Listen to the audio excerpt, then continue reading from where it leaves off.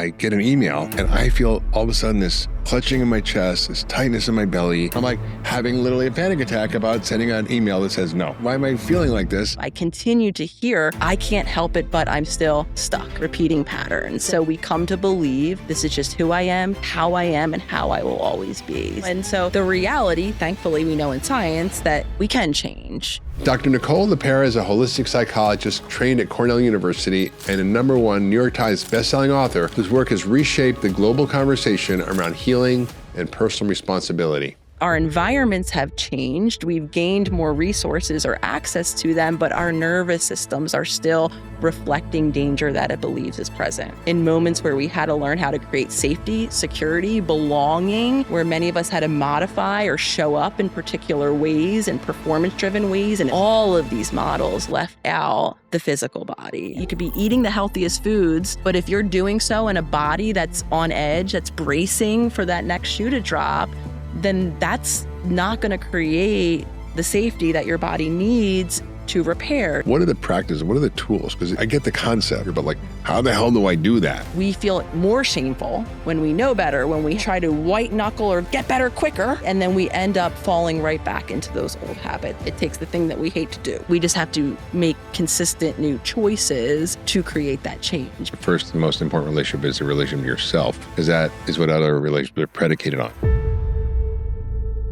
Hey, it's Dr. Hyman. I'm so excited to share this episode with you today. But before we dive in, I want to get your help. Please take a minute to hit that subscribe button, whether you're watching here on YouTube or listening on your favorite podcast platform. It truly means the world to me, and it helps my team and I bring you this podcast every single week. Plus, I don't want you to miss a thing. So thanks so much for being part of this community, and I'm glad you're here. Nicole, welcome to the podcast. I'm so looking forward to having you because you've kind of been a bit of an iconoclast when it comes to psychotherapy and psychology and, just challenging the orthodoxy and helping us think differently about mental health and mental illness. And it's kind of refreshing.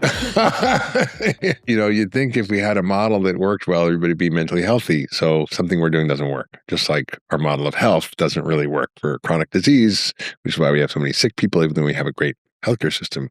At least an advanced healthcare system. I'm excited to talk about your new book, Reparenting the Inner Child, the New Science of Our Oldest Wounds and How to Heal Them. It's become very personal for me because, I thought, that my childhood wasn't that bad. I thought that I was pretty well functioning, well adapted, a doctor, I've written a bunch of books, have a lot of friends, challenging the relationship front. So I might need your help there offline here. I really didn't really come to terms with how much my childhood impacted my entire operating system for my whole life. And I talked a little bit about it, but I recently had a profound experience where, I've had a lot of, therapy and talking and coaching, and I understand my patterns. Like I know, my stepfather was abusive. I know he was a rageaholic. I know that. So I'm not trying to get free therapy here. Just being clear. I'm just kind of sharing his background. I know that I was taught by my mother to be a people pleaser to him. I knew that my mother was depressed and I had to take care of her and was a parentified child. I know all this stuff in my head. And in my nervous system, which is why I'm bringing this up, because in your book, you really go into the problem is in the nervous system. It's not necessarily just something you can have insight about or just talk about. And I realized that, even though I have an understanding, like I'm a people pleaser, and I'm going to say this, it sounds really stupid, but like I get an email, for example, from my speaking agency that says so-and-so company wants you to speak at their event. And I'm like, I don't know these people. I never heard of the company, whatever. And I feel all of a sudden this clutching in my chest, this tightness in my belly. Like I get anxious and I'm like, can I say no? I'm like, I don't really want to go to like Timbuktu, Iowa to give a talk on something to some corporate bunch of people. But nothing against them, but it's like, I got other things going on in my life. And I'm like having literally a panic attack about sending an email that says no. Oh, I'm going to disappoint the Speakers Bureau. Oh, I'm going to disappoint them. And I'm like, this is crazy, right? I mean, I'm a grown guy. Why am I feeling like this? And I'm just going to kind of close the story up by sharing that I recently did Ibogaine, which is a psychedelic from West Africa that resets your whole neurochemical system. And it in a way, your book, Reparenting the Child, reminded me of this experience I had in that, because I was in the very beginning of the journey and I went right to the basement of my childhood home, right? Just run home from being bullied by these kids. And I was kind of a little nerdy kid, and I was a foreigner because I was American in Canada. And long story. Anyway, I ran home and I wanted to kill myself. I was just over it. I didn't want to be bullied anymore. And it was just painful. And then I just was crying in the basement. I was there witnessing the whole thing. So I was literally visualizing, not really visualizing, but I was literally in the movie of this experience. And I could see the colors in the room, the books on the shelf, the couch, everything like it was. I hadn't even thought about it in like 50 years. And I was like, what does Mark need? Like, what does little Marky need? He needs his father to tell him he's safe and he's good and he's loved. And then I needed, that. And he wasn't, my parents were split. My father abandoned us and wasn't around. And so I went in as Mark, my grown-up Mark, into that room, and I held him and I reassured him. And then I realized I had this whole story that I made up about that, right? So I made it mean something, which is I had to perform for love.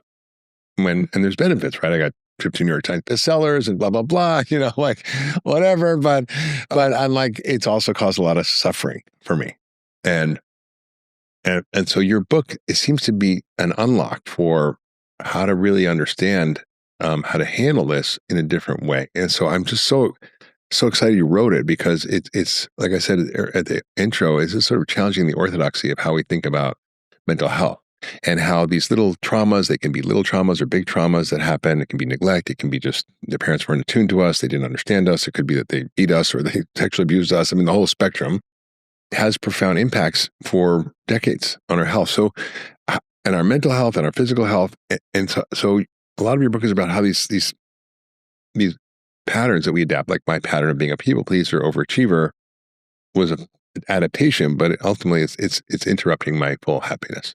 So can you walk us through how you sort of came to reframe psychology from the old model of talk therapy to more of the sort of reparenting somatic therapy-based frameworks? And we're getting into what that is and how it affects our biology and how it affects our health and where it comes from and all that. So I'm so excited about this conversation. Yeah, I'm so excited, honestly, Mark, to be here with you. As I was sharing kind of with everyone here, meeting your work and your focus on kind of underlying causes for physical disease, and even just awareness and growing my own awareness of the human body, was so transformational, because my journey began not with this information, not with learning about the nervous system or nutrition or really the interconnectedness between our mind and body in school, much like traditional programs.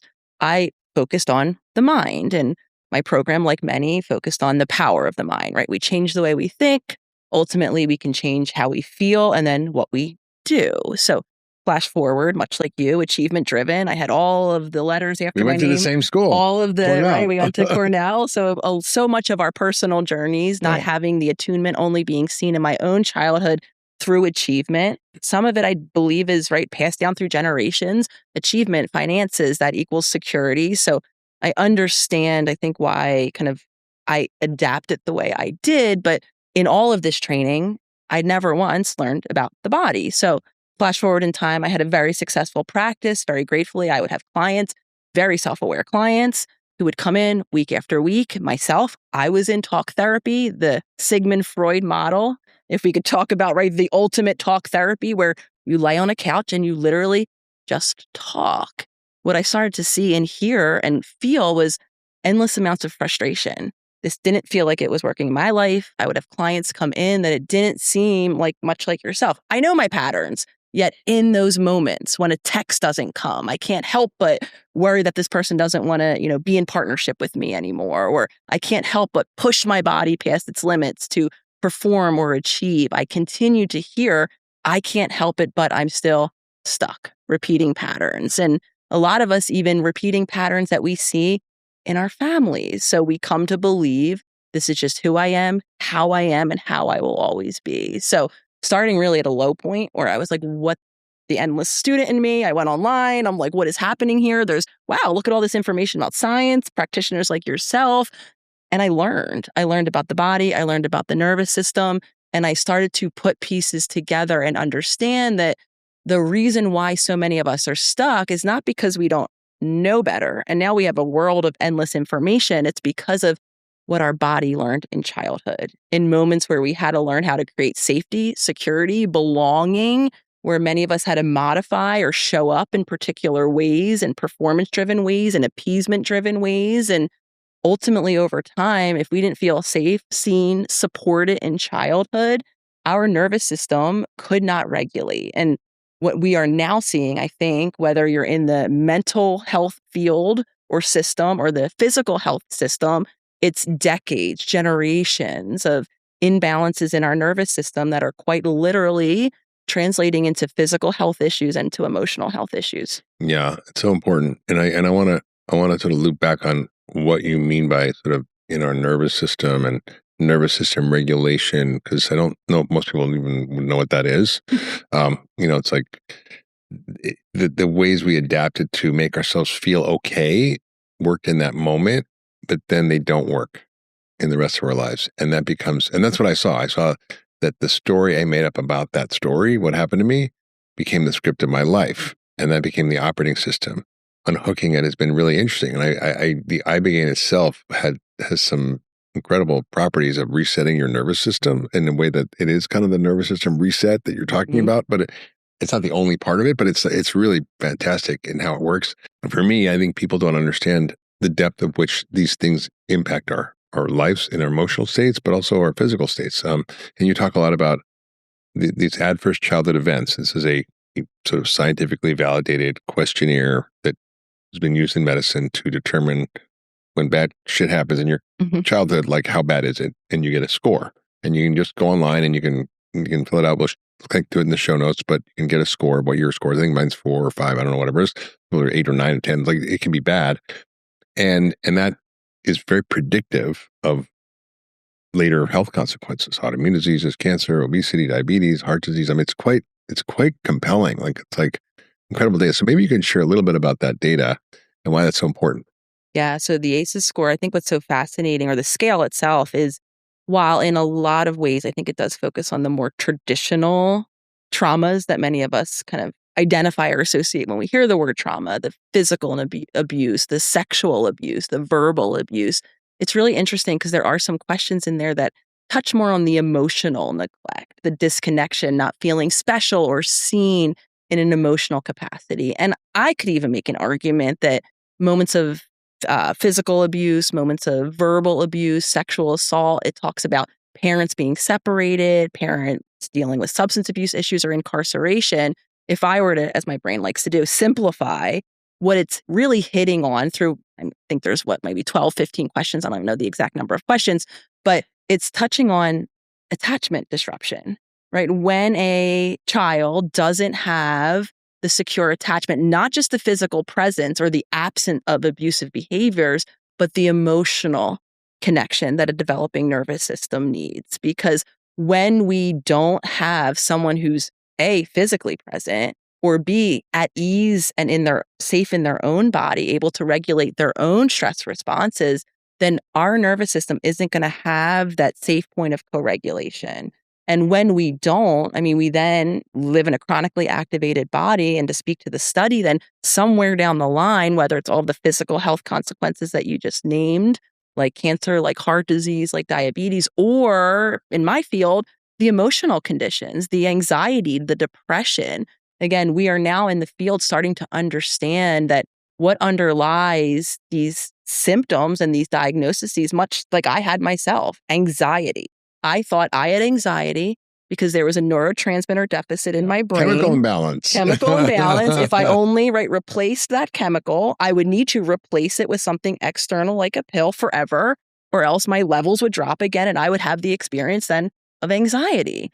And now we understand anxiety is a completely normal, appropriate experience of a nervous system that's activated. The difference, though, in someone like myself who's chronically anxious and someone who has anxiety in appropriate moments is, again, a nervous system that can't return to baseline, that is staying always in that overactive, state. And again, somewhere down the line, we end up with gut issues, with sleep issues, and again, with either physical or mental diagnoses that some of us, and I saw this on a personal note in my mom who had a lifetime of trauma, both in her own childhood and in my own family, with different experiences around health that had happened with my sister in particular. She suffered from chronic pain and mystery illness up until the day she died. I mean, watching her go from doctor to seek and always thinking, oh, well, we had the cause now, and then we treat that cause, and it never went away. So living really in the suffering, and that's a large reason why my mom wasn't able, while she was physically present, emotionally, she was so overwhelmed with her own anxiety, with her own physical pain and physical condition that she simply couldn't be that calm, stable baseline for me. So living, though, in the suffering, my whole family, I mean, just to watch that, it's really devastating. Well, you mentioned the generational stuff. I just want to look back on that because people don't realize that it's not just your direct family. It's your parents' family and her parents' family, your grandparents' family, and it goes back. And that gets written in your epigenome. And literally, we don't just inherit the emotional states, but we literally have our genes transcribed in a different way. And it's a beautiful adaptation, right? Back generations ago, the changes that happen in the individuals, our ancestors, that his bodies were necessary, right? They were responding to either food insufficiency, financial insufficiency, emotional instability, right? That was real. And that's what the human system is so beautifully wise and intelligent, right? Those adaptations were necessary in those environments. But because of the epigenetic changes that then happen, and this is, again, a beautiful system with the idea that offspring are going to assumably be born into environment. The same environment. So, right, it's like our body and our genes are setting us up to prepare us for what we think we're being born into. Now, if you kind of complicate things further by thinking about our first environment, which is in utero. So even beyond looking for what our ancestors were dealing with and what their environments looked like or what they had to navigate in terms of stress, what then did our, parents' environment look like? How much stress was happening when we were quite literally developing in the womb? And so if there was, interpersonal violence, again, if there was any insecurity in finances and food and nutrition and whatever, then the environment that we believe we're being born into is quite an unsafe one. So all of these adaptations are beautiful, are necessary at one time. What then has happened, though, is for many of us, our environments have changed. We've gained more resources or access to them, but our nervous systems are still reflecting danger that it believes is present. It's so interesting because I think, this sort of collective unconscious, this Jungian philosophy, I don't know if it's embedded in your work or not, but it feels like it because I've been listening to a lot of it lately on YouTube. And I don't know if it's some AI version of him or whatever, but it's actually quite good. Best way to learn. And, he talks a lot about the inner child, which is a lot of the work around reparenting the inner child. Most people don't know what is an inner child. Like, what does even that mean? And also he talks about this framework, which is different than Freud, which is more pathology based.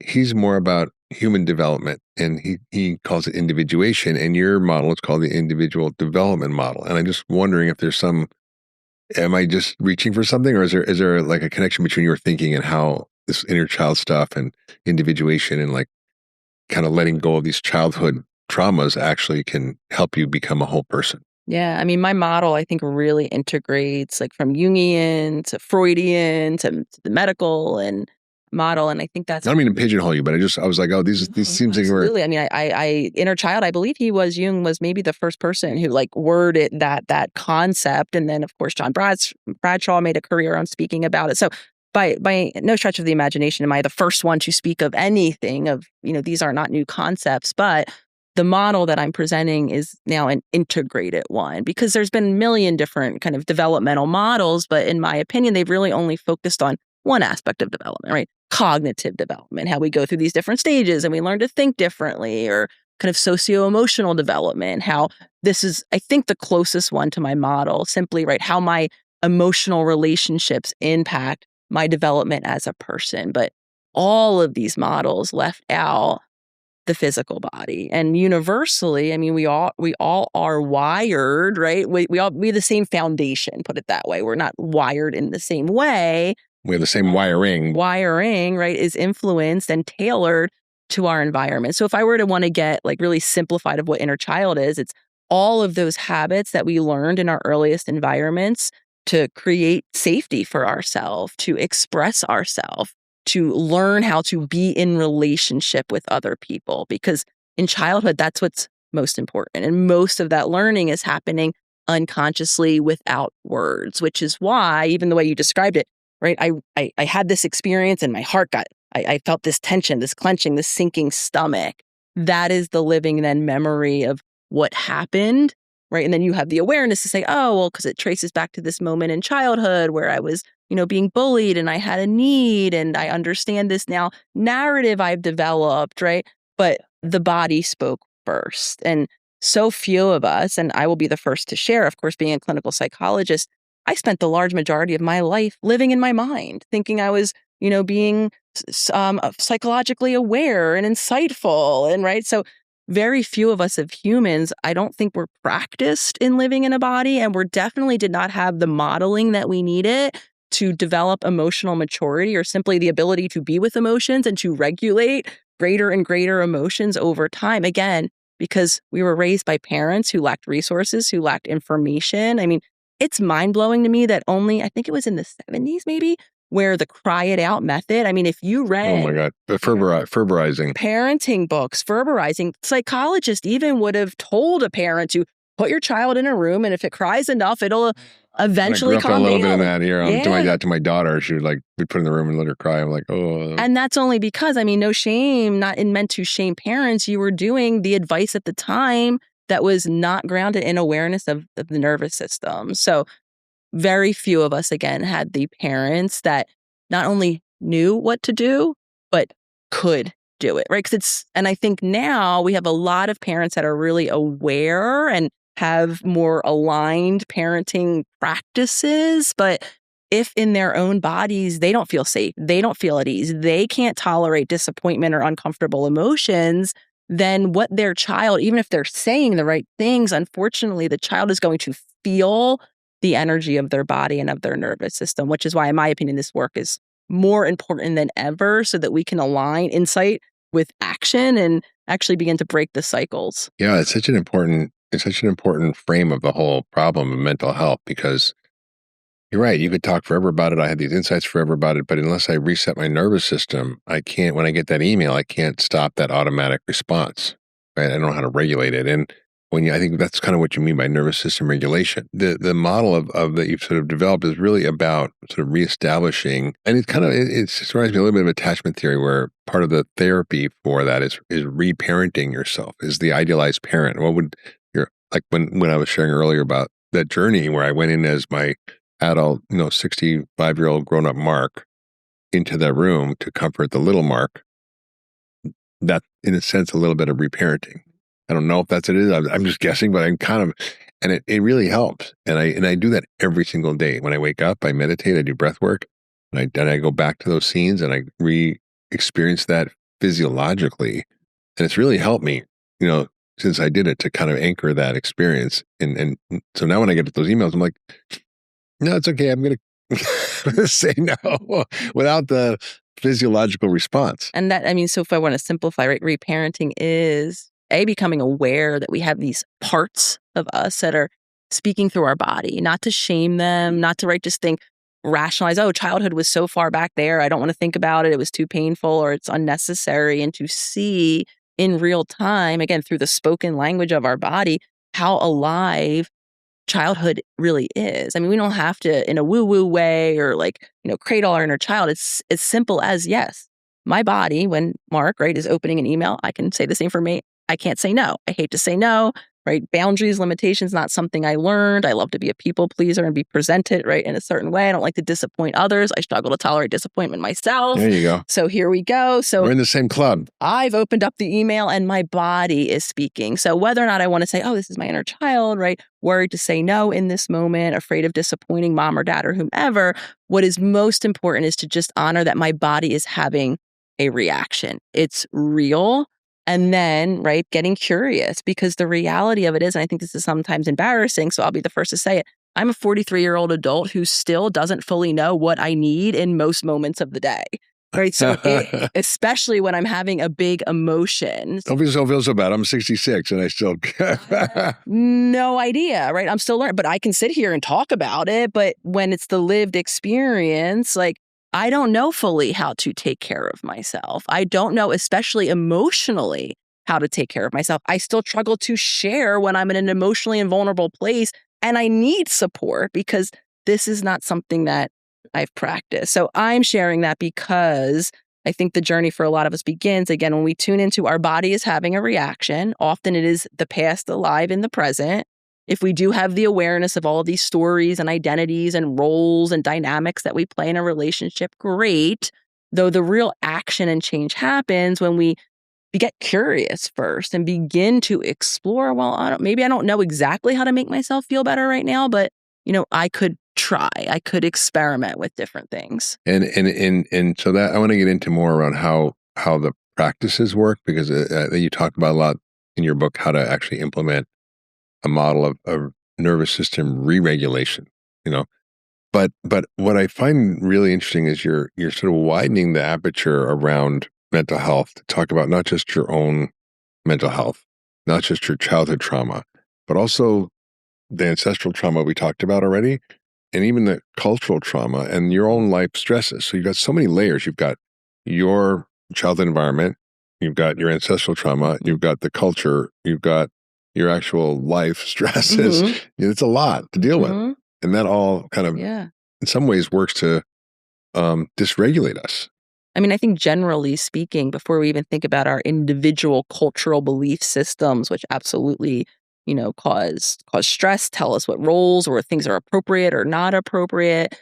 If I want to speak as generally as possible, societally, I mean, society has shifted. We have information available at any given moment of any day. We live under blue lights. Very few of us even have earth or grass to go touch at any given time. I mean, we quite literally are living so disconnected from how we're wired to live, in small villages, not in huge cities, not living on top of each other with all of the noise and the sirens, being connected to the earth's rhythms, waking up with the sun, sleeping with the moon. I mean, this sounds like a great vacation for some of us that we wish we could sign up for, but it's not the life we're living. Like during COVID when I was in Maui and I just lived outside and woke up with the sun and went to bed with the sun. Right, but and then we have pressures and financial obligations, and very few of us are living geographically near family or support. We're, have migrated to other, countries or what have you. So we are living in a very stressful, urgent,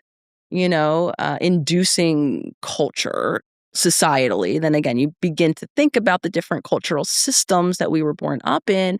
Not all of them are aligned with what is healthy and or with what we need individually. Yet when we're born into these systems, right, we're assumed that we're just going to adopt all of those cultural aspects. And again, not always is that healthy for us or appropriate. The other thing that's really refreshing about your work is that a lot of people feel shame and feel bad about themselves for having anxiety or depression or having any mental health issue. And there's such a stigma about it, but you kind of reframe it. It's not that there's something wrong with you. I'd love to sort of maybe have you share how you have reframed this from the traditional model of like, you've got a condition that's bad and you're mentally ill, to this is just your best adaptation to a bad set of circumstances.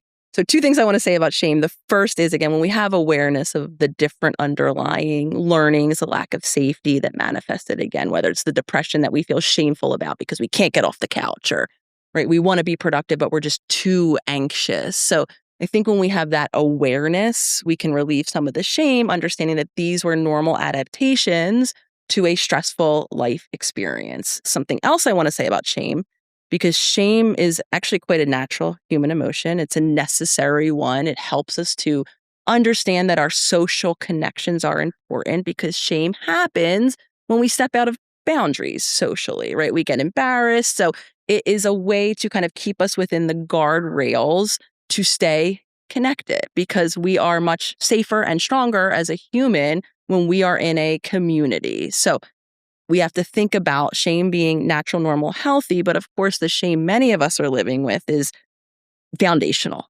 is toxic, is grown out of a childhood. Because in childhood, when we are dependent, we need someone to take care of us. We literally can't physically care for ourselves. Again, our nervous systems can't regulate on their own.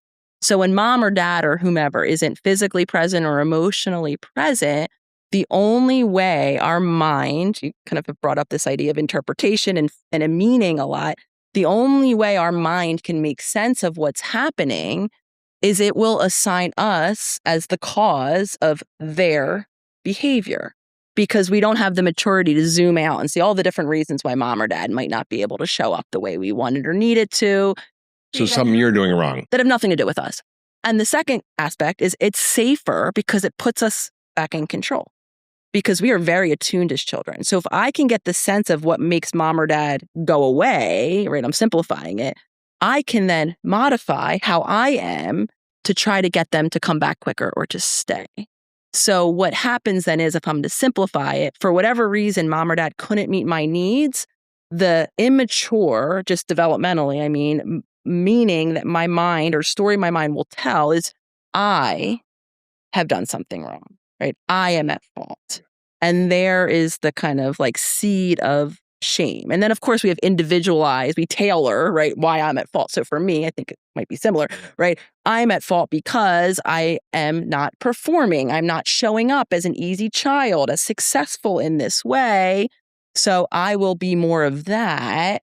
And then all of those parts of me that aren't performative, easy, successful, I can continue to shame, because that was the messages that I got. So when we have this understanding not only of why we're struggling or stuck in the way that we are, but also when we understand why so many of us feel so deeply unworthy, it's because we assigned that meaning. We weren't worthy of care in childhood, and that's real. We don't want to invalidate that. We want to leave space for how sad that is, how angry you might feel.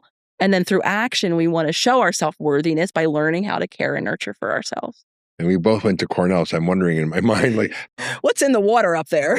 No, how many kids that go to Ivy League colleges have this story about performance, like? And I think it's confusing, because I think I, much like you, right, I saw the world celebrating me. I had everything. I had a successful practice. I had all these accolades, right? I had partners.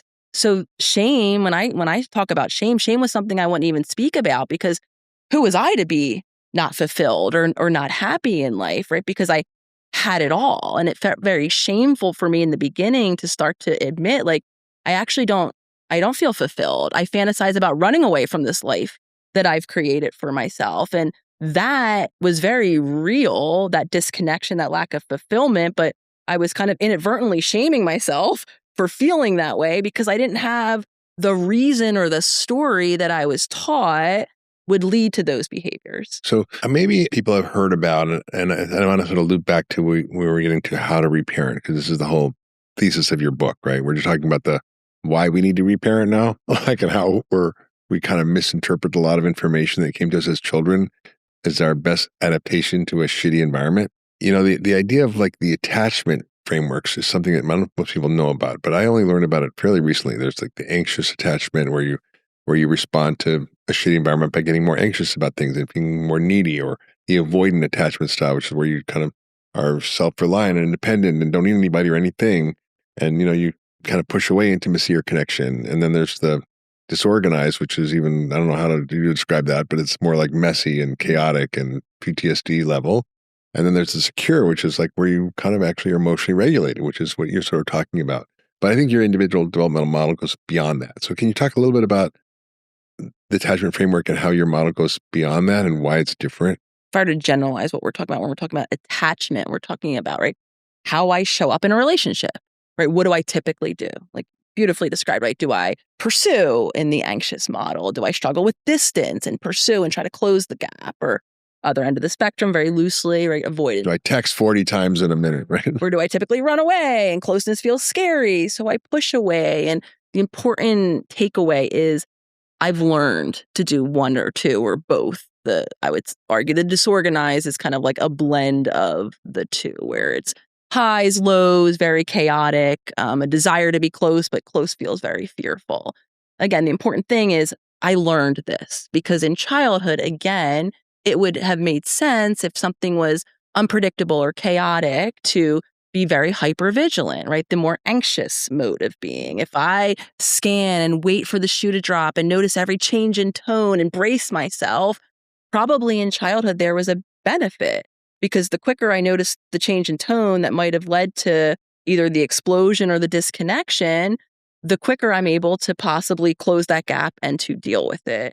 So we learn how to relate to other people based, again, in our earliest relationship. So what my model, I hope, does is it even expands it beyond how am I relating to others with whom I'm in a relationship, but how am I relating to myself? Do I know who I am? Am I able to separate myself from another person through boundaries so that I can discover and then begin to express myself? Do I have the ability? So to be clear, secure attachment doesn't mean lack of conflict, doesn't mean a lack of uncomfortable emotions. It means the ability to deal with those in a grounded way. So my model, I'm hoping, kind of expands to gain and give readers the understanding of, from kind of top to bottom, like who I am and how I've come to be. My argument would be it has been, right, an adaptation to early environments that even predated you, beginning in your ancestors. And then the goal of the reparenting journey that I take readers on is how to begin to, first and foremost, create the safety and security in my body so that regardless of what's happening out there, and this even speaks to your work, you could have access to the healthiest foods, right? You could know what to eat. You could be eating the healthiest foods.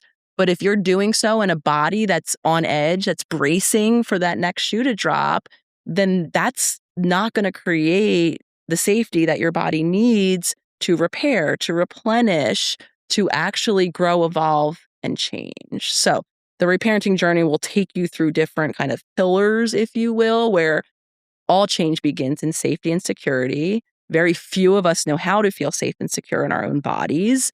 Then it continues with creating space from other people, especially for those of us who had no boundaries or no space in childhood. We need to learn how to separate, learn how to give ourselves space to have different opinions, desires, learn then how to navigate emotions, not avoid them, not suppress them, not white knuckle them, not hope we never feel them, but learn how to make space for them, to communicate them, because that's what creates the relationships that most of us are seeking and not in. We want to feel deeply connected. We want to feel understood. We want to be able to take space from our loved ones and not worry that they're going to be gone when we come back to reconnect. And very few of us have had those experiences. So through small daily choices, practices, I have many in the book. Most are grounded, again, in the body.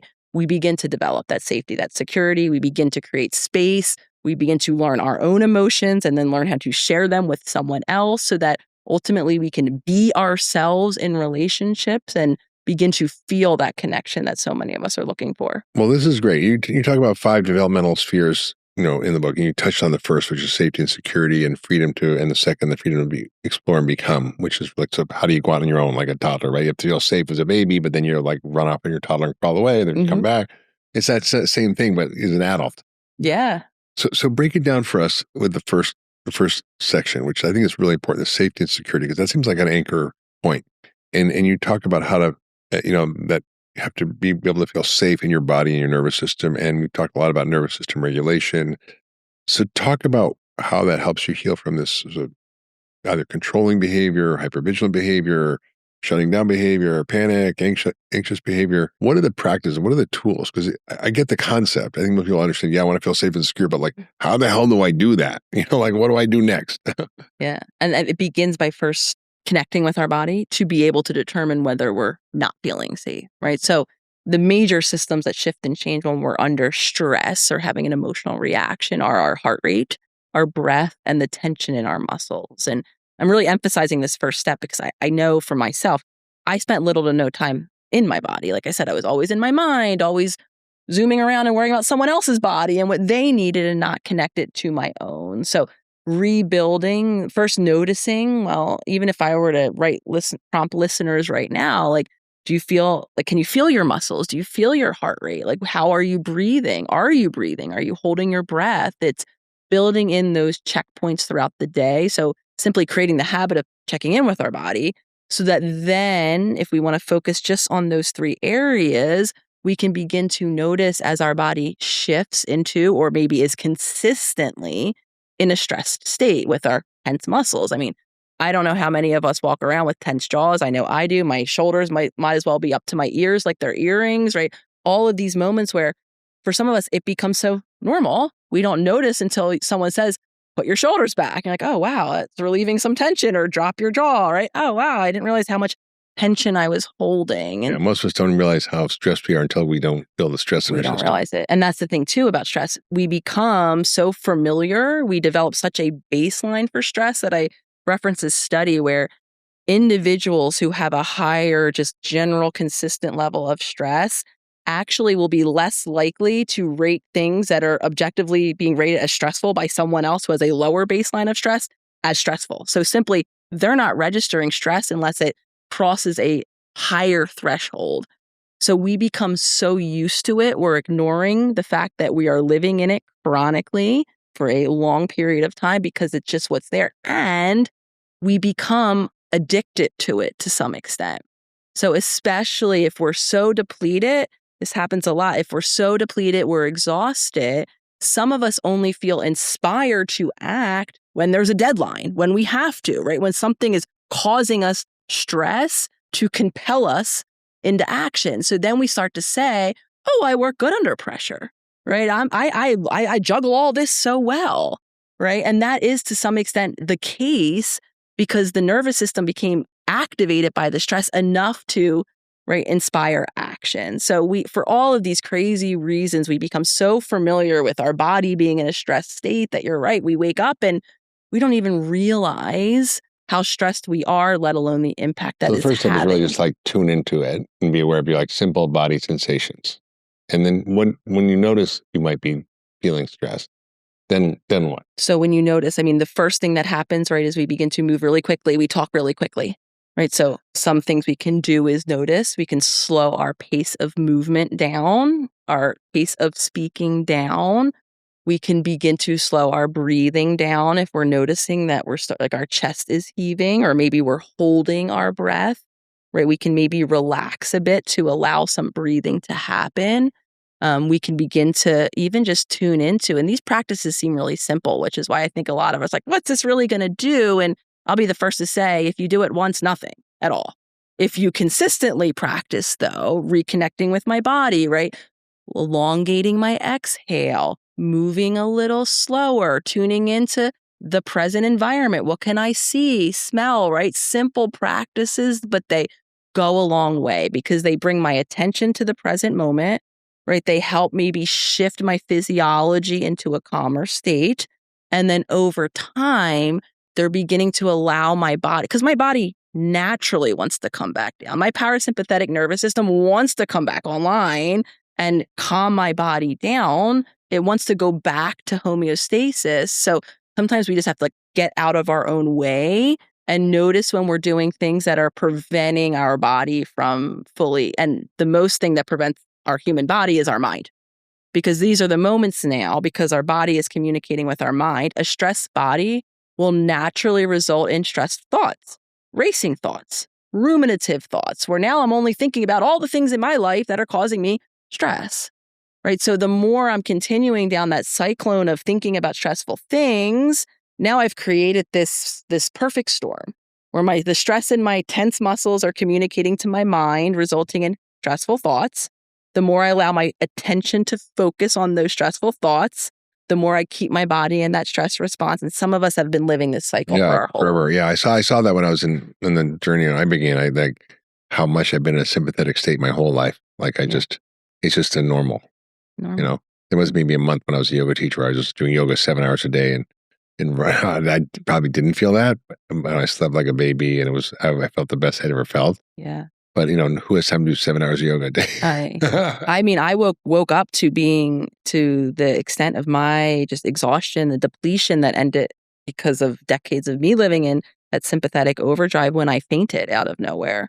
And I wrote about this mainly in my first book because it scared the crap out of me. I thought, coming from a family of health-related issues, I thought, oh, this is for sure that brain tumor that was just a brewing. And so I got really scared until thankfully that time period of my life really coincided with this learning. And I now have a reframe of, oh no, you actually lost consciousness because you kind of reached the final stage of the nervous system journey of fainting when your body was so depleted, decades of exhausting yourself, never being able to calm down and rest and replenish, that my body literally just shut me down entirely. Reminds me of my mother who used to faint a lot, and I would have to save her when I was a little kid. But she would faint because she was so stressed because she was never allowed to be a kid. She was the parent to her parents because they were deaf. And then when my parents split, it was very stressful, and she kind of couldn't function. Yeah. What if the greatest threat to your health wasn't bad choices, but bad design? In America, chronic disease isn't accidental. It's the predictable outcome of a food system built for profit, not people. A web of corporations, lobbyists, and policymakers, all feeding off your plate. They call it choice, but your options were engineered. From the grocery aisle to the school cafeteria, Big Food, Big Ag, and Big Pharma wrote the rules together. The food pyramid distorted. The science bought. The front of package health labels designed to deceive. This isn't a broken system. It's a perfectly functioning machine, producing disease, dependency, and distraction, exactly as intended. Foodfix Uncensored pulls back the curtain on the collusion shaping your health, your choices, and your future. Because once you see how it works, you can never unsee it. Foodfix Uncensored, the truth they never meant for you to read.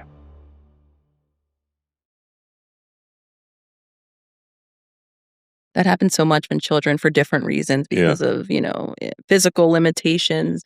A lot of times we see this in immigrant households too, coming to a new country with the children being the only ones that speak the native language. And then they have to take on, understandably, so much of the burden with parents who two parents are working in the household and there's children. And so then you have an older sibling taking care of the younger siblings. And I mean, this guy, last night I went to the Comedy Store, which is a comedy club here in LA, and we're recording. And this a Latino guy was talking about his, growing up as an immigrant, first generation, how he had to like translate for his parents all the time.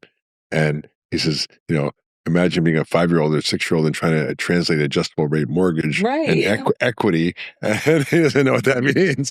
And he's like, got my parents into a lot of bad deals, So it was very funny, but it's not funny, Yeah, this is serious and very real for a lot of, just the factors that have contributed to now where we're living, the lack of support. And it's often necessary that happens. So I'm not shaming that dynamic for being what was needed at that time. But again, I just think that speaks to a whole array of extra support needed for families and individuals really in general.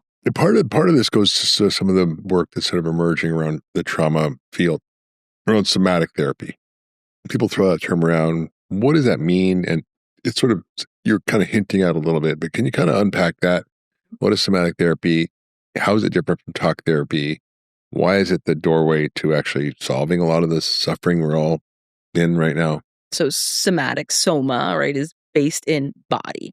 So it's based, and again, there's different branches of somatic work out there, but it's based in the foundation of the body, creating change through body movement or body manipulation in a sense. Again, going back full circle. Why? Because our life really is dictated by our body, by our nervous system, our emotional world included lives in our body. So I think the most commonly known, perhaps, or at least maybe by me, Dr. Peter Levine developed something called somatic experiencing. And I'm really aligned with that approach because, again, there's a ton of different somatic work we can do, from yoga to movement to his work, though, really focuses on the nervous system cycle. And the thought is, again, if we didn't have that safe, secure caregiver to help, again, if I'm simplifying the nervous system state, to help go from an activated state, right, back to calm, grounded, connected, open baseline state, which hypothetically we should spend most of our time in. The belief is if we didn't have that, right, our nervous system will default to different states, like the sympathetic activation that you and I are describing, right? Always on edge, running a mile a minute, the perfectionist overachiever. Or it could look like shut down, where I have no energy, I'm disconnected, I'm more in that dorsal vagal state. But we kind of default, and some of us then end up living predominantly, right, reverting back to these states. So somatic experiencing is really not only understanding the state that our body might most frequently kind of go into when we're state, activating, right, but to then help our body complete, so to speak, the cycle. So if we're shut down in that dorsal state where we have no motivation, right? Helping our body safely, because this is again where I'm watching some of the field. The goal isn't to just dive into the cold plunge because we know we're shut down, because that could be completely overwhelming for a body that is shut down because it's shut down because it's already too overwhelmed. Right. So we want to gradually, offer movement and like a softening of tense muscles so that I can move. So we don't literally physically or emotionally overwhelm ourselves. Or again, if we're in that sympathetic activation, we want to help our body calm down, right? Slow our breath, slow our movement, like I was talking about earlier. Because the belief then is, if I complete and if I help my body complete that cycle, then I'm discharging that emotional energy and I'm reducing the likelihood that I fall back on the dysfunctional habits, the things I usually do when I can't discharge that energy, right? The overeating, the being distracted, the, mindlessly scrolling, the appeasing and worrying and caretaking the world around me instead. Because the number one thing I think that, and this is why I went into the don't overwhelm yourself, we feel more shameful when we know better, when we have a plan of action, and when we try to white knuckle or very understandably get better quicker, right? And then we end up falling right back into those old habits because that is going to be where we revert to as stress goes up.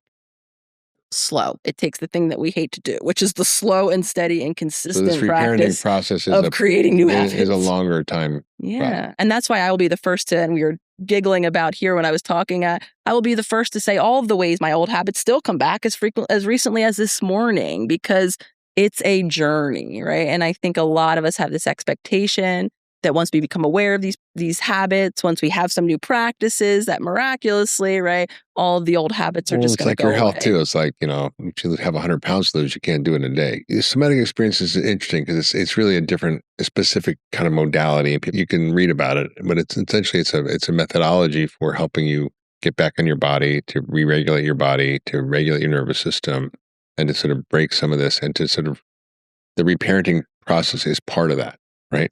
Yeah. But there's other parts to it, right? So, the sort of Dan Brown from Harvard, the psychologist who's a Tibetan Buddhist, talks about this sort of idealized parent. How do you, like in that scene I talked about at the beginning of the show where I was this little boy and I was 11, I went in as me, grown up Mark, who was more mature and grounded and could then comfort him.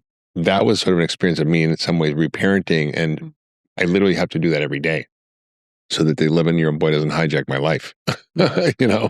And so you talk about sort of in some ways it's mirroring Jung about this individuation. How do you sort of get back to your authentic self? That's what he's really talking about, is these people who go through life and they're kind of in midlife and they realize, gee, wait a minute, I've succeeded, I've done all these things, but I don't feel fulfilled. And he talks about how do you get back to this place of being whole and integrated, which I think is what you're referring to when you talk about your authentic self. So how do people get there? Yeah, once we have safety and security in our body, once we've learned that boundaries and limits are important to have, those no's are just as important as those yeses, right, that we can give to people to create space. Once we then kind of begin to reconnect with our emotional systems and learn how to tolerate more uncomfortable emotions, right? Then the next really goal is to really see how I'm showing up, right? How am I expressing myself authentically? When I have a perspective or a want or a need or an emotion, can I share that with someone, or do I water it down? Do I suppress it? Do I ignore it? Do I project it outward and make someone else the cause of it? And the reality, again, going back to childhood, because we need it to belong, we learned how. We learned the role to play. We learned the identity to wrap around ourselves. And that's where we began being the people pleaser, the caretaker, the overachiever, the black sheep, right? We became a role or an identity in childhood. So, and a lot of us, it's not always necessarily negative. Some of us, again, we're giving messages culturally, societally about very well-meaning messages about who we have to be, right? To be secure and financially secure and emotionally secure in our adulthood. And so we need to get clear on two things. First and foremost is, what are those roles that we're playing, like seeing ourselves kind of default into certain actions. And then we need to give ourselves the moment to pause and to now in adulthood determine, if that action or that role is still serving us as it once did. And I think that's the area where, again, needs to begin for a lot of us in curiosity, because it mainly is like, I just don't feel good. I might not know why or who I even want to be or need to be. And this is really, again, what started my journey. I wasn't feeling fulfilled for all of the different reasons. And some of it was because I really wasn't feeling fulfilled in the way that I was working, the career I picked. I much more resonate with what I'm doing now, with thinking, with teaching, with writing. And my dad's joke that I'm a forever student is really being, enacted in reality, because that's what lights me up the most. Therapists, clinicians, we need them in the room to support individuals. And that just really wasn't. You got 9 million patients on Instagram. Right. So that's really wasn't what. And so it's, I didn't know where I was going. What I knew first was I'm fantasizing about running away. So that's a marker that like something isn't, connecting here. And so as I got then clear, this kind of leads into then the final goal of this whole journey. Once I became and understood what lights me up, what I get excited about, what I don't like doing, and then I became more of who I am in the world, then we can reconnect with our deeper purpose. I believe we all have a function and a role that's for a greater good, right? You might not do it as publicly as I'm doing it with 9 million followers, and you don't need to, because we impact everyone that we interact with, right? So we all, I think, have a greater purpose. And I think this is why many of us are feeling so unfulfilled and spiritually depleted. And I'm not even talking about spiritual in a religious sense. I'm talking about spiritual in a connected to the greater sense of the universe and natural order of things. And I think, again, this goes back to society where we're not connected. We're not even in communities. Very few of us are anymore. And that's, again, why we feel so depleted. So it's so true. And I think, when you're talking about through these practices and through all the exercises in your book, we don't have time to talk about all of them, but I encourage people to go get the book. And there's going to be a link in the show notes, and I encourage you to get it wherever you can get books. It's called Reparenting the Inner Child, the New Science of Our Oldest Wounds and How to Heal Them. What I think you kind of hit on, which I think is really important, is this idea of relational neuroplasticity. And that's a big mouthful. So unpack what that means, and I'm going to say why it's important, because as a doctor, we think in some ways when we have these emotional states, we think we're fixed. But the reality is that we can rewire our nervous system, like literally change the neural connections. You can literally change the nerve cells and how they function. It's documented through the science of neuroplasticity and neurogenesis, which is creating new brain cells. So we know this is possible, but what you're talking about is through these practices, you're able to actually rewire it. So you're not like this automatic state. Relational neuroplasticity, again, kind of brings us so full circle. And learning that neuroplasticity existed in science is, in my opinion, is an absolute game changer, and my dad is of the generation where that wasn't the predominant belief. I can't tell you how many times, even to this day, my dad was like, oh, that's just how I am. I can't change, And so the reality, thankfully, we know in science that we can change. We just have to make consistent new choices to create that change. But in terms of our brain and our neurophysiology, and it can happen beautifully, thankfully. Just like you go to the gym, you can build muscle at any age, right? The relational component kind of brings us, again, full circle. Our wiring, right, was built in a relationship, was impacted by those individuals that were either present and attuned to us and able to soothe us and comfort us, or who weren't. So just as we were greatly impacted by our earliest relationships, we can be equally greatly impacted by our relationships now. And not to sound cliche, but the predominant relationship, again, begins with me.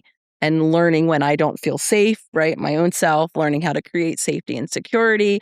And then finding, first and foremost, what a lot of us more often become aware of is when relationships aren't healthy, when we are participating in, dysfunctional dynamics, and then making the changes that we can. Because a safe and secure relationship, whoever it's with a therapist, with a best friend, with a romantic partner, if you're lucky to be working toward creating that with them, then that can be so impactful, again, because our brain was wired in a relationship. So at any time into our future in a safe relationship or in a relationship that's moving towards safety, we can really create limitless change. And then that becomes then what's modeled in future relationships, especially for those of us who have breaking children. the chain of trauma for generations, right? And I think, you hit on this, the first bit, which is I think the most important, which is the most important relationship is the relationship to yourself, because that is what other relationships are predicated on, and whether or not you're going to be healthy or not, or whether you're going to be happy or not is really depend on that. And I just can't thank you enough for the work you do and the messages you get out there. Definitely helped me. I know it's helped my wife, helped obviously a lot of millions of people. And in some ways it's, it's driven by our own stories, but thank God, we had to figure this out for ourselves so we can teach the world, right? Well, again, I reflect that gratitude right back. Like I said, your work was so pivotal in my understanding. And I'm just so honored and gleeful and excited that we can come across the aisle and talk to each other as, doctors of different parts of the body and Not really. understand that it's the same experience that we're working to help humanity around. And it's so, I get a kick out of the fact that 9 million people are interested in hearing these conversations, and that I have a virtual community of people want to buy books on the inner child. So I'm here for it, and we'll talk about it till whenever. So thank you for giving me the opportunity to share. Amazing. So, Cole, where can people learn more about your work? Yeah, absolutely. So of course the book is available wherever books are sold. There's an audiobook as well. I think it's very important to get this information out for free, accessible content. So I'm really across all of the social media platforms, however you consume content. The Holistic Psychologist, go give it a follow. I have Holistic Psychologist. Holistic Psychologist. It's some version of that name, whether it's X or TikTok or YouTube or Instagram, all of the things. And again, we really do focus on giving content resources that can help, information that can help individuals change, whether or not you purchase anything that obviously I do offer. The other thing being my virtual membership community, Self-Healer Circle. You could check that out at selfhealercircle.com. We just actually released an app, so it's super exciting. Amazing. Well, everybody listening, we're going to dive deep in more of Nicole's work. I'm certainly going to dive deep.